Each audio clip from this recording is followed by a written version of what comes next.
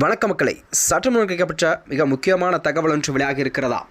அதிமுகவின் இரு அணிகள் இணைப்பு முயற்சி தோல்வியா?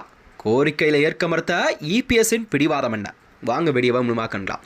அதாவது தமிழகத்திலே நடந்து முடிந்த இந்த 2026 சட்டமன்ற தேர்தல் முடிவுகள் என்பது தமிழக அரசியல் வரலாற்றிலே ஒரு புதிய மாற்றத்தை ஏற்படுத்தும் விதமாகத்தான் இந்த அரசியலின் முடிவுகள் வெளியாகியிருக்கிறதா? அதாவது விஜயின் புதிதாக ஆரம்பித்துள்ள இந்த தமிழக வெற்றி கழகம் தமிழகத்தில் 108 இடங்களை பிடித்து தமிழகத்திலே ஒரு பெரும்பான்மை கட்சியாக நிரூபித்துக் கொண்டிருக்கிறதா? அந்த வகையில்தான் முதலமைச்சர் வேட்பாளராக விஜய் அவர்கள் பொறுப்பேற்றிருக்கிறார். அந்த வகையில்தான் அதாவது தமிழகத்தில் இரு பெரும் திராவிட கட்சியான திமுக மற்றும் அதிமுக ஆகிய இரு பெரும் கட்சிகள் எல்லாம் பின்னுக்கு தள்ளி விஜய் அவர்கள் 108 இடங்களை பிடித்து பெரும்பான்மை காமித்திருக்கிறார். அந்த வகையில்தான் திமுக எதிர்க்கட்சியாகவும் செயல்பட தொடங்கிவிட்டது.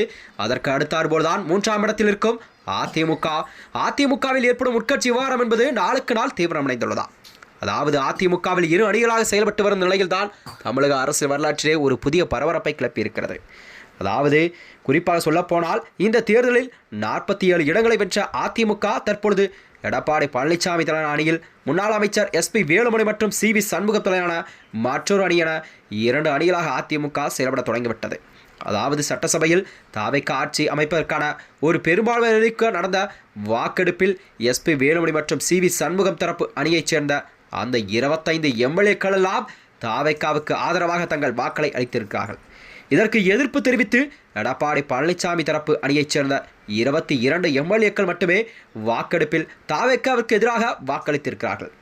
இதனால்தான் எடப்பாடி பழனிசாமி மீது அதிரடி நடவடிக்கை எடுத்திருந்தார்கள் எம்எல்ஏக்கள்.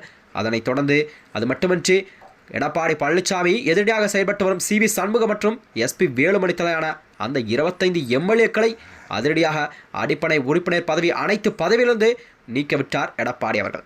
அது மட்டுமின்றி அவர் கட்சி கொரோனா உத்தரவை மீறி செயல்பட்டதாக கூறி அவர்கள் மீது தகுதி நீக்கம் கூட உள்ளிட்ட உரிய நடவடிக்கை எடுக்க வேண்டும் என சபாநாயகரிடம் எடப்பாடி பழனிசாமி தரப்பு மனுக்களை அளித்திருந்தார்கள்.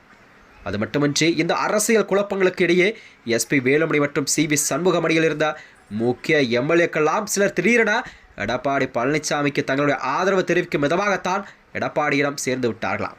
அமிர்தராஜ், சுந்தர்ராஜ், பன்ருட்டி மோகன், காந்தியம் நடராஜன், சங்கரன் கோயில் சீலியன், அந்தியூர் ராஜாமணி, பாலகிருஷ்ணா ரெட்டி ஆகிய 6 எம்எல்ஏக்கள் நேற்று முன்தினம் எடப்பாடி பழனிசாமி சந்தித்து தங்கள் ஆதரவை அளித்ததோடு மட்டுமின்றி எடப்பாடி பழனிசாமியுடன் தங்கள் ஆதரவை தெரிவித்திருக்கிறார்கள்.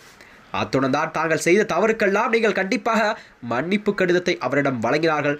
மறுபுறமோ அதாவது ஜெயராமன், சத்யபாமா, ஜெயக்குமார், இசக்கி சுப்பையா ஆகிய மூவர்கள் தங்களது எம்எல்ஏ பதவிகளை ராஜினாமா செய்துவிட்டு அதிகாரப்பூர்வமாக அவர்கள் தாவைக்க விளைந்தது என்பது அரசியல் மேலும் பரபரப்பை கிளப்பியிருக்கிறது. எஸ்பி வேலுமணி மற்றும் சிவி சண்முகம் அடைந்த 6 எம்எல்ஏக்கள் அணி மாறியதால் 4 பேர் தங்களது எம்எல்ஏ பதவியை ராஜினாமா செய்தாலும் பெரும் பரபரப்பு ஏற்பட்டிருக்கிறது. இந்த வகையில்தான் அடுத்த கட்ட நகர்வாக எடப்பாடி பழனிசாமி என்ன முடிவுகள் எடுக்கப் போகிறார் என்ற குழப்பமெல்லாம் நீடித்திருக்கும் வகையில்தான். மேலும் இது போன்ற வீடியோக்களை தெரிந்து கொள்ள நமது சேனலை மறக்காமல் சப்ஸ்கிரைப் செய்து கொள்ளும். நன்றி, வணக்கம்.